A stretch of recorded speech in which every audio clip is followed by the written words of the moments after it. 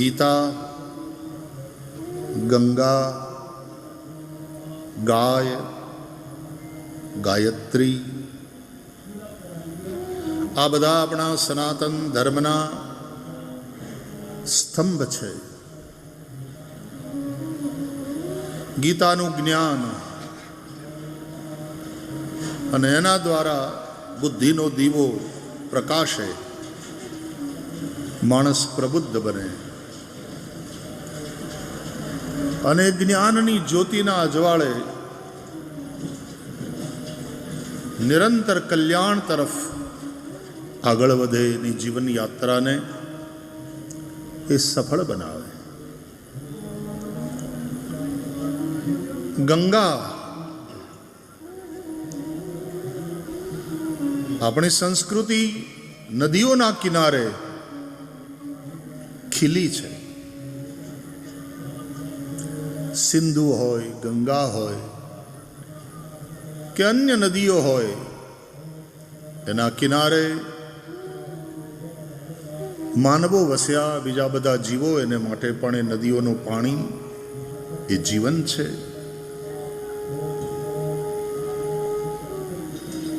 ગંગા એવું જ્યારે બોલીએ ત્યારે ગંગાના માધ્યમથી બધી જ નદીઓની આપણે વાત કરીએ છીએ, કારણ કે નદીઓમાં ગંગા શ્રેષ્ઠ છે. નિમ્નગાનામ યથા ગંગા. ગંગાને પણ લોકમાતા કહેવામાં આવી છે. નદીઓનું જળ અને નિર્મલ હોય, એ પર્યાપ્ત માત્રામાં હોય તો એ નદીઓ આપણા ખેતરને સિંચે. ચોમાસા સિવાયના સમયમાં પણ ધન ધાન્યથી આ ધરતી ભરપૂર રહે. પીવાનું પાણી, શુદ્ધ પાણી મળી રહે તો નિરામય જીવન માણસ જીવી શકે. આપ સૌ જાણો છો કે મોટા ભાગના રોગ પ્રદૂષિત જળને કારણે થાય. એટલે નદીઓ એમાં નિર્મળ વારી વહેતું હોય અને પર્યાપ્ત માત્રામાં વહેતું હોય, અવિરલ ગતિથી વહેતું હોય તો ઘણું ખરું નદી પોતે જ પોતાની જાતને નિર્મળ બનાવી લે છે. તો બહુ નદીઓને બાંધીશું, એના પ્રવાહને આપણે અવરોધીશું તો જળની નિર્મળતા ક્યાંક ને ક્યાંક બાધિત થવાની. અને એને બદલે નદીઓના કિનારે રહેલા વસેલા ગામ અને શહેરો પોતાનું ગંદુ પાણી જ્યારે નદીઓમાં વહાવે તો નદીઓનું પ્રદૂષણ વધવાનું અને એને કારણે રોગોની સંખ્યા પણ વધવાની, રોગોનું પ્રમાણ વધવાનું, લોકોનું આરોગ્ય જોખમાશે. ત્રીજું, ગંગા, गाय. गाय से मतलब है संपूर्ण हमारी कृषि व्यवस्था, क्योंकि हमारी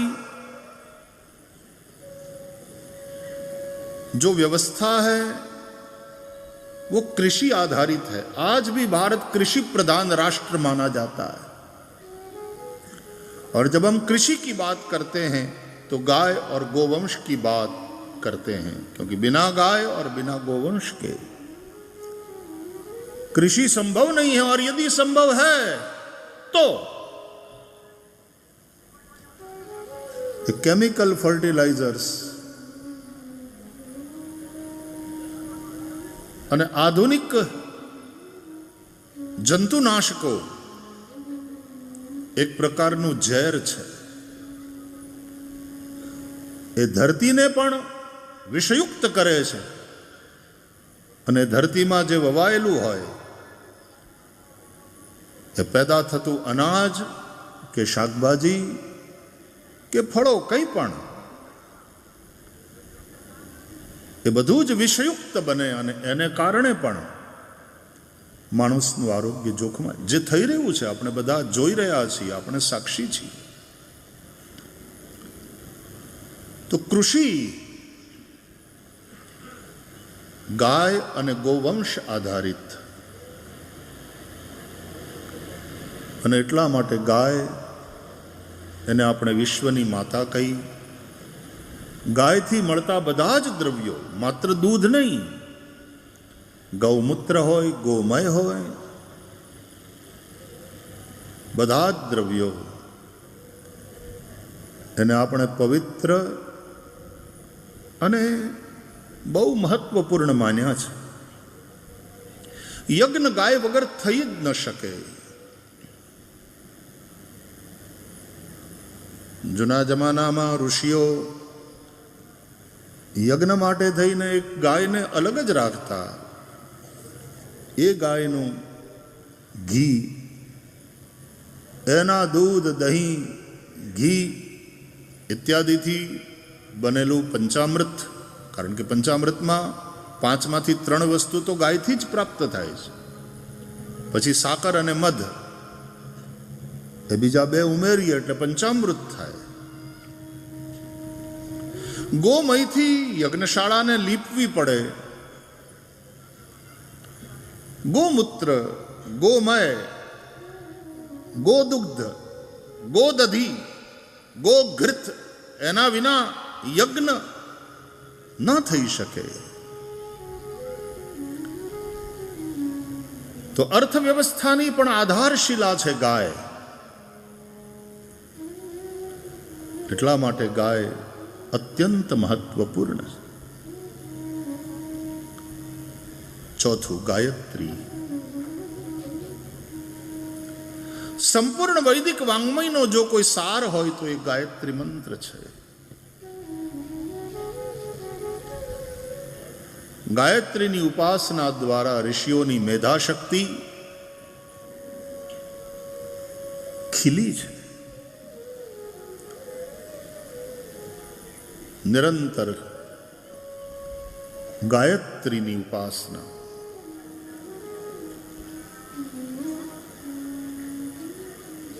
ત્રણેય વેદોમાં, વેદત્રયીમાં ગાયત્રી છે. તો એ જ્યાં ગાયત્રી મંત્ર છે તે એ વેદનો સાર છે.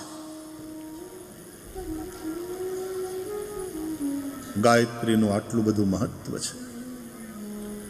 ગાનારની રક્ષા કરે છે એટલા માટે ગાયત્રી કહેવાય. અને એમાં જે સવિતાના ધ્યાનની વાત કરવામાં આવી, તત્ સવિતુઃ વરેણ્યમ ભર્ગો દેવસ્ય ધીમહિ. અમે સવિતા દેવના શ્રેષ્ઠ તેજોમય સ્વરૂપનું ધ્યાન કરીએ છીએ. શા માટે?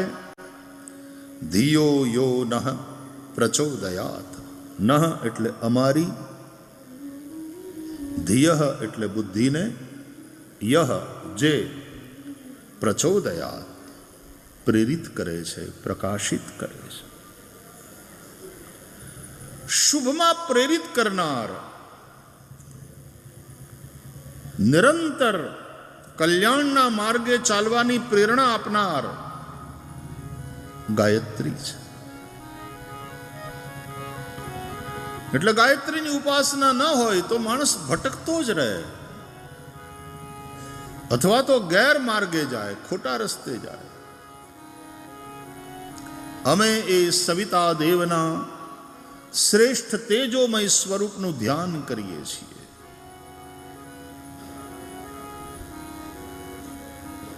સવિતાનો સામાન્ય અર્થ સૂર્ય એવો થાય છે, પણ ગાયત્રી મંત્રમાં જે સવિતાના ધ્યાનની વાત કરી છે વેદોએ, એ સવિતા એટલે માત્ર આકાશમાં દેખાતા આ સૂર્યનારાયણ નહીં, એ પ્રત્યક્ષ દેવ છે, એ આદિદેવ છે. પણ ગાયત્રીમાં જે સવિતાની વાત છે એ સકલ સૃષ્ટિનો જે પ્રસવિતા છે, અનંતાનંત બ્રહ્માંડનો જે પ્રસવિતા છે, જન્મ આપનારો. ઉપનિષદો કહે છે યતો વા ઇમાની ભૂતાની જાયંતે યેન જાતાની જીવંતી યત પ્રયંતી અભિસંવિશંતી તદ વિજિજ્ઞાસસ્વ તદ બ્રહ્મેતિ. ગાયત્રી મંત્રમાં જે સવિતાની વાત છે પરબ્રહ્મ પરમાત્માની વાત છે, જેનાથી અનંતાનંત બ્રહ્માંડો પ્રગટ થાય છે. અનંતાનંત બ્રહ્માંડોને જે પોતાની અંદર ધારણ કરે છે અને અનંતાનંત બ્રહ્માંડોને એક સમયે જે પોતાની અંદર પાછા સમેટી લે છે, એ પરબ્રહ્મ પરમાત્માનું અમે ધ્યાન કરીએ છીએ. આ ગાયત્રી આમ જો તો યુનિવર્સલ મંત્ર છે. આ લોકોને અત્યારે તો ધાર્મિક સંકીર્ણતા કરતા ધાર્મિક કટ્ટરતા વધારે ખતરનાક છે અને વિશ્વ આખાને હેરાન કરી રહી છે આ ધાર્મિક कट्टरता. मेरी व्यासपीठ कहती रहती है कि धर्म का संबंध कट्टरता से नहीं है, धर्म का संबंध करुणा से है. ધર્મ અને કટ્ટરતા ખતરનાક સંયોજન છે, વિશ્વ માટે સમસ્યા ઊભી કરે એવું સંયોજન છે. ધર્મનો સંબંધ કરુણા દયા સાથે. દયા ધર્મ કા મૂલ હૈ, પાપ મૂલ અભિમાન. તુલસી દયા ન છાડીએ જબ લગ ઘટ में પ્રાણ. દયા કરુણા. આપણે ભગવાન શિવને પ્રલયંકર દેવ કહીએ છીએ, પણ શિવજીની સ્તુતિ કરીએ ત્યારે કર્પૂર ગૌરમ કરુણાવતારમ કહીએ છીએ. શિવ કરુણાવતાર છે. જ્યાં કરુણા છે ત્યાં જ શિવ કલ્યાણ છે. કરુણા વિના કલ્યાણ નથી. ભજનો પણ આપણે ગુજરાતમાં એવા ગાઈએ છીએ. હે કરુણાના કરનારા, તારી કરુણાનો કોઈ પાર નથી. હે સંકટના હરનારા, તારી કરુણાનો કોઈ પાર નથી. મેં પાપ કર્યા છે એવા, હું ભૂલ્યો કરવી સેવા. મારી ભૂલો ના ભૂલનારા, તારી કરુણાનો કોઈ પાર નથી. હે કરુણાના કરનારા, તારી કરુણાનો કોઈ પાર નથી. ભગવાનને આપણે કરુણા સિંધુ કહીએ છીએ. કૃપા સિંધુ, કરુણા સિંધુ. ભગવાનનો સંબંધ જો કરુણા સાથે હોય, ધર્મનો સંબંધ જો કરુણા સાથે હોય, તો કટ્ટરતા તો કઠોરતા લાવે છે. જ્યાં પણ કટ્ટરતા છે ત્યાં કઠોરતા છે. એટલા માટે હું તો કયા કરું કે કટ્ટર હિન્દુ આ શબ્દ સાથે હું સહમત નથી, કારણ કે આપણા ધર્મને અનુકૂળ જ નથી. वो हिंदू धर्म की पहचान ही नहीं. એને બદલે એમ કહું હું ચુસ્ત હિન્દુ છું, ચુસ્ત હિન્દુ છું. બાકી તો કટ્ટરતા સાથે જેનો સંબંધ છે એ આતંકવાદ અને નિર્દોષોની હિંસા કરનારા, બોમ્બ ધડાકા કરનારા અને વિસ્ફોટ કરનારા લોકો છે. હિન્દુ ધર્મનો સંબંધ આતંકવાદ સાથે નથી, અધ્યાત્મની સાથે. આતંક નહીં, અધ્યાત્મ. અને જ્યારે અધ્યાત્મની સાથે સંબંધ હોય ત્યારે વિશ્વ બંધુત્વની વાત હોય. ઉદાર ચરિતાનાંત વસુધૈવ કુટુંબકમ. આ હિન્દુ ધર્મની સોચ છે, આ હિન્દુ ધર્મની વિભાવના છે. એ સંપૂર્ણ વિશ્વને એક પરિવાર માને છે. પશ્ચિમના ભૌતિકવાદની વિચારધારાએ સંપૂર્ણ વિશ્વને એક બજાર માન્યું છે, માર્કેટ. World market. અને બજારમાં માણસ જે પણ જાય, વેચવા વાળો કે ખરીદવા વાળો, એ સ્વાર્થને લઈને જાય છે. સાચી વાત કે નહીં? વેપાર એટલે વધારે લઈને ઓછું આપવું, એનું નામ વેપાર. આપ સંમત હોતે હો કે નહીં? વધારે લઈને ઓછું આપે એનું નામ વેપારી. ₹1.25 લે ગ્રાહકની પાસેથી ને ₹1 વસ્તુ આપે એનું નામ વેપારી. તો જ ચારાના કમાય ને વાલા. વેપારી છે, એને નફો કરવાનો છે, એને કમાવાનું છે. 25 પૈસા એ ત્યારે કમાય જ્યારે ₹1.25 લઈ અને તમને ₹1 વસ્તુ આપે. અને એટલા માટે વિશ્વ વ્યાપાર, વર્લ્ડ ટ્રેડ આ સ્વાર્થ ઉપર જ ચાલે છે. વધારે લઈને ઓછું આપવું. અને જે ખરીદી કરવા જાય છે એ પણ પોતાનો સ્વાર્થ જુએ છે કે મને જેટલા ઓછામાં પડે એટલા ઓછામાં, એટલે ભાવતાલ કરે, बार्गेनिंग करे. तो खरीदने वाला भी अपना स्वार्थ देखता है, बेचने वाला भी अपना स्वार्थ देखता है, क्योंकि वो बाजार है.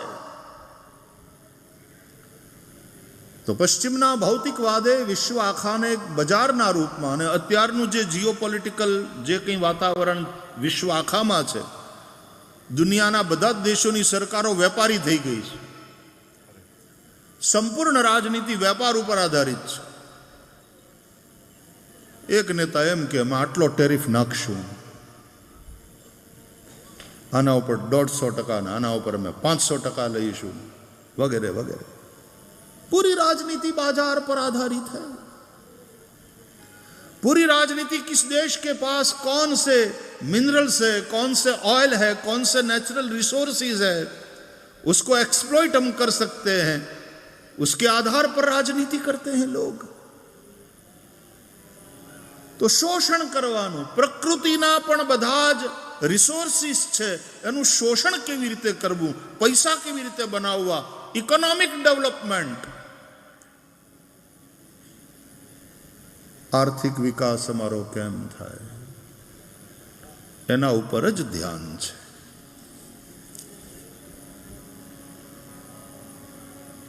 ज्यारे भारते आ राष्ट्રના ઋષિઓએ આપણને એક જે વિભાવના આપી છે, એ સનાતન ધર્મની વિભાવના વિશ્વને બજાર રૂપે નથી જોતી, એ વિશ્વને એક પરિવારના રૂપે જોવે છે. વસુધૈવ કુટુંબકમ. સંપૂર્ણ વસુધા એક પરિવાર છે. ટેકનોલોજી પણ વિશ્વને એક વિલેજના રૂપમાં જુએ છે. ટેકનોલોજીનો એટલો બધો વિકાસ થયો છે, world has change into a global village. પણ એક ગામમાં પણ ઘણા બધા લોકો હોઈ શકે. લોકોની વચ્ચે કનેક્ટિવિટી વધે, સંવાદ વધે, ડિસ્ટન્સ ઘટે, લોકોના કામ ઝડપથી થાય, વધારે ચોકસાઈપૂર્વક થાય. આ બધી વાતને ટેકનોલોજી સુનિશ્ચિત કરે છે. અને એવું થઈ રહ્યું છે, એ વાત સારી વાત છે. પણ મારે કેટલાક પ્રશ્ન કરવા છે કે દૂર દૂરના લોકોની સાથે કનેક્ટ કરનારી આજની ટેકનોલોજી, આપણા ઇલેક્ટ્રોનિક ગેજેટ્સ, આપણા સેલ ફોન્સ, આપણા કમ્પ્યુટર, આપણું ઇન્ટરનેટ, દૂર દૂરના બધાની સાથે આપણને કનેક્ટ કરી આપે છે. પણ તમને નથી લાગતું કે ઘરના લોકોથી જ માણસ ધીરે ધીરે ડિસ્કનેક્ટ થતો જાય છે? તમારી આજુબાજુના છે એની સાથે વાત કરવાનો તમને ટાઈમ નથી. બાપને ટાઈમ નથી દીકરા સાથે બેસવાનો, છોકરાઓને ટાઈમ નથી દાદા દાદીની સાથે બેસવાનો, કોઈને ટાઈમ નથી. પેલું છે ને, ઓલા બેને કહ્યું, કામવાળી બેન આવતી, કે તું 2 દિવસ દેખાણી નહીં, આમ કીધા વગરની વહી જાય. એ કે મેડમ તમે મારું ફેસબુક ઉપર સ્ટેટસ અપડેટ હું કર્યા કરું, તમે ન જુઓ તો એમાં થોડો મારો વાંક છે. મેં મારું સ્ટેટસ અપડેટ કરેલું જ છે. Technology, global village, yes, they connect, but at the same time they disconnect from our own people. કારમાં 4 જણા બેઠા હોય, 4 જણા વાત કરતા હોય, પણ એકબીજા હારે નહીં, કોઈક બીજા હારે. નહીં તો એક સમય હતો કે કારની અંદર મીટિંગ થતી તો બહુ સારી થતી, કોઈ ડિસ્ટર્બન્સ જ નહીં. ટ્રેનમાં મીટિંગ કરી લેતા અમે, બહુ સારું રહેતું. કારમાં તો બહુ સારી મીટિંગ થાય. પણ હવે 4 જણા કારમાં બેઠા બેઠા વાત કરતા હોય, એકબીજા સાથે નહીં, કોઈક બીજા સાથે. એટલે પાછલી સીટ ઉપર બેઠો બેઠો વાત કરતો હોય તો આગલી સીટ વાળો કહે કે ના હું કીધું, તો કે ના ભાઈ તમને નહીં, હું તો ફોન ઉપર વાત કરું છું. એટલી બધી મિસઅન્ડરસ્ટેન્ડિંગ થાય. ટેકનોલોજી કનેક્ટ કરે છે, હા બરાબર. ઘરના નજીકના એનાથી ડિસ્કનેક્ટ કરે છે, એ પણ હકીકત છે. ટેકનોલોજીને કારણે કામ આમ ચપટી વગાડતામાં થાય છે, સમય બચે છે, વાત સાચી. તો કેમ તમારી પાસે સમય નથી? સમય બચવો જોઈએ, પણ અત્યારે જો કોઈની પાસે ટાઈમ નથી. અરે નિશાળમાં ભણતા છોકરાઓની પાસે ટાઈમ નથી. સવારથી માંડીને રાત સુધી એવા ટ્રેપમાં આવ્યા છે આપણે આધુનિક શિક્ષણના. આટલાથી આટલા વાગે સ્કૂલમાં જવાનું, ને આટલા વાગે આ ટ્યુશનના સર આવે, ને આટલા વાગે આ સર, ને એમાંય શહેરમાં તો પાછો આટલા વાગે કરાટે શીખવા જાય છે, આટલા વાગે સ્વિમિંગ શીખવા જાય છે. હે ભગવાન, છોકરાઓની પાસેથી એનું બાળપણ છીનવી લેવાનું પાપ કરી રહ્યા છીએ આપણે. એ બાળપણ જે છોકરાઓને પાછું ક્યારેય મળવાનું નથી, એ બાળપણના ઉપર આપણે કેટલો બોજો લાદી દીધો, કેટલું ટેન્શન, કેટલું તણાવયુક્ત કરી નાખ્યું બાળપણ. આપણે એને નિરાતે રમવાય દેતા નથી. અને જે કૃષ્ણની કથા આપણે સાંભળવાની છે ભાગવતમાં, 11 વર્ષ સુધી તો એ કૃષ્ણ નિશાળનું પગથિયું ચડ્યા નથી. એ ગાયુચારી ગોપાલ કૃષ્ણે વનમાં રમ્યા ભમ્યા, ગાયોચારી દુષ્ટ દાનવોનો સંહાર કર્યો. 11 વર્ષ સુધી ક્યાં ભણવા ગયા? એનો અર્થ હું એમ નથી કહેવા માંગતો કે 11 વર્ષ સુધી તમે સ્કૂલમાં બાળકને ન મોકલો, પણ આટલી ખાતરી આપું કે 11 વર્ષ સુધી નહીં મોકલો, તમારું છોકરું વાહે નહીં રહી જાય, એ પાક્કું.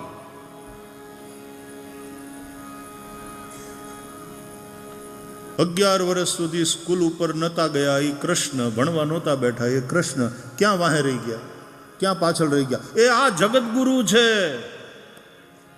કૃષ્ણ જગતગુરુ છે. વસુદેવ સુતમ દેવમ કંસ ચાણૂર મર્દનમ દેવકી પરમાનંદમ કૃષ્ણમ વંદે, કૃષ્ણમ વંદે, કૃષ્ણમ વંદે. અને એણે ગાયેલી ગીતા, એની જયંતી આજે આપણે મનાવી રહ્યા છીએ. વાલા, આ ગીતા વૈશ્વિક ગ્રંથ છે. આખી ભગવદ્ ગીતા વાંચો, એક પણ જગ્યાએ હિન્દુ શબ્દ લખેલો નહીં જોવા મળે. વિશ્વ આખાની માનવતાને ઉદ્દેશીને ભગવાને કહ્યું છે. આખી ભગવદ્ ગીતા વાંચો, એક પણ જગ્યાએ શ્રી કૃષ્ણ ઉવાચ નહીં મળે. શ્રી ભગવાન વાચ, ભગવત્તા બોલી છે, એ ઊંચાઈથી બોલી છે. અને બધાય ભગવાનના જ સંતાનો છે. ગમે તે દેશના હોય, ગમે તે જાતિના હોય, ગમે તે જ્ઞાતિના હોય, ગમે તે કોમના હોય, ગમે તે ઉપાસના પદ્ધતિ વાળા હોય. પ્રભુચી લેકુરે સારી તયાલા સર્વહી પ્યારી, મરાઠીમાં એક પદ છે. બધા જ ભગવાનના સંતાનો છે. પરમેશ્વર સૌનો પિતા છે. અને તેથી એ જે કહે છે એ વિશ્વ આખાના કલ્યાણ માટે કહે છે. કૃષ્ણ જગતગુરુ છે. ક્યાં પાછળ રહી ગયા શ્રી કૃષ્ણ? આપણે બુદ્ધિના વિકાસ ઉપર બહુ અત્યારે જોર દઈએ છીએ અને એનું પરિણામ એ નીકળ્યું કે છોકરાઓ સ્માર્ટ થતા જાય. વાત સાચી છે. આજથી 50 વર્ષ પહેલા 10 વર્ષના છોકરાની જે બુદ્ધિ હતી એના કરતા અત્યારના 10 વર્ષના છોકરાની બુદ્ધિ ક્યાંય ખીલેલી છે. વાત બરાબર, પણ એ બુદ્ધિ છે, એ જ્ઞાન નથી. આજથી 50 વર્ષ પહેલા 15 વર્ષના છોકરાની જે સોશિયલ મેચ્યોરિટી દેખાતી હતી, સામાજિક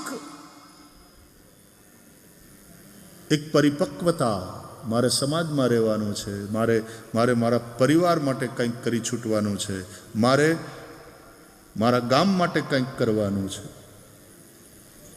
અને એના માટેની પરિપક્વતા અને કમિટમેન્ટ એ વખતે જે હતું એ અત્યારે 30 વર્ષ સુધી ભણ્યા જ કરે ને પછી પાછા 10 વર્ષ મારું કરિયર, પેલા હું બરાબર સેટ થાઉં. સમાજ માટે કે રાષ્ટ્ર માટે વિચારવાનો જ ટાઈમ ના હોય, કારણ કે પોતે પોતાના જ સંઘર્ષમાં એટલો બધો બિઝી છે, રત છે, અને પછી આટલો તણાવમાં રહે એટલે પોતાનું એન્ટરટેનમેન્ટ, પોતાનું career, I want my space, આવું કહેતી થઈ છે આજની પેઢી. અને એના માટે પછી મા બાપ માટે સમય ન હોય એની પાસે, સમાજ માટે સમય ન હોય. ટેકનોલોજી આપણને ક્યાં મૂક્યા? આપણો સમય બચાવ્યો કે ટેકનોલોજી ખાઈ ગઈ? ભારતનો આમ નાગરિક અત્યારે આ ડેટા બધા સસ્તા થઈ ગયા છે એટલે 3-3.5 કલાક સોશિયલ મીડિયા ઉપર રહે છે. આની આ ટેકનોલોજી જે સમય બચાવી શકે એ આપણો સમય ખાઈ જાય છે. કોઈને માટે સમય નથી. ત્યારે આ ભાગવત કથા, આ ભગવદ્ ગીતા, આ સંદેશ આજે પણ આટલા જ પ્રસ્તુત છે, પ્રાસંગિક છે. અને એમ કહેવામાં જરાય મને સંકોચ નથી થતો કે પહેલા કરતાં પણ અત્યારે આની જરૂર વધી છે. કથાની, ગીતાની, ભાગવતની. અને એ વાતનો આનંદ છે કે આવા આ યુગની અંદર પણ ભારતની અંદર જ્યારે આવા આયોજનો થાય ત્યારે હજારોની સંખ્યામાં લોકો સમય કાઢીને બેસે છે, ધ્યાનથી સાંભળે છે. કથાનો જાદુ, ગીતાનો જાદુ, ભગવાનના આ વચનોનો જાદુ હજી એવો ને એવો જ છે. जाने क्या जादू भरा हुआ भगवान तुम्हारी गीता में, मन चमन हमारा हरा हुआ श्री कृष्ण तुम्हारी गीता में, जाने क्या जादू भरा हुआ भगवान तुम्हारी गीता में। जब शोक मोह से घिर जाए तब गीता वचन हृदय लाए। जब शोक मोह से गिर जाए तब गीता वचन हृदय लाए। सारा भवसागर तरा हुआ, सारा भवसागर तरा हुआ भगवान तुम्हारी गीता में जाने क्या जादू भगवान तुम्हारी गीता गीता संतों को प्यारी है, क्योंकि श्रुति धर्म के अनुसारी है।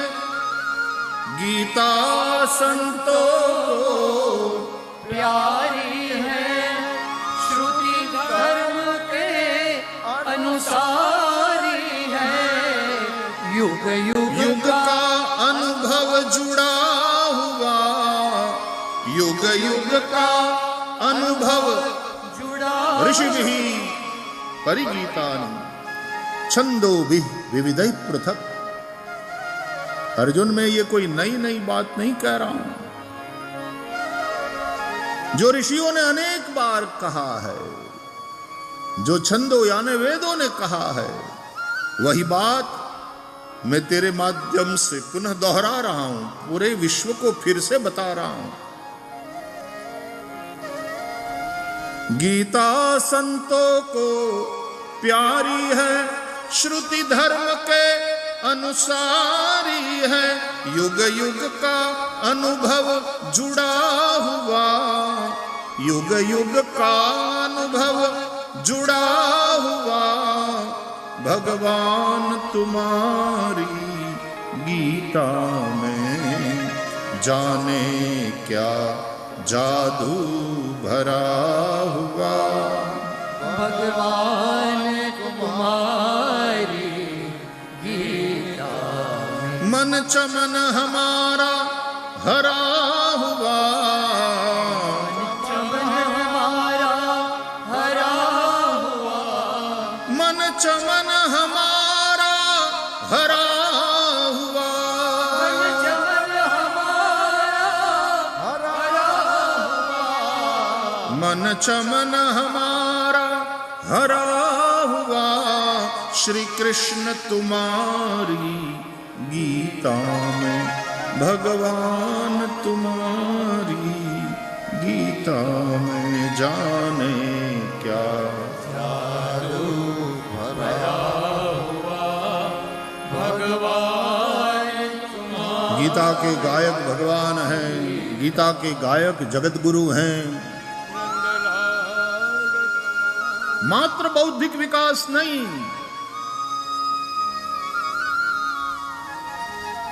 ખાલી બુદ્ધિમાન થવું,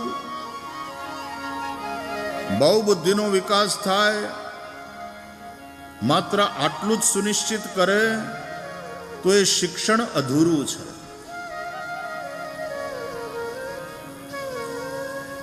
ભાવનાનો વિકાસ થવો જોઈએ અને જવાબદારીનું ભાન થવું જોઈએ.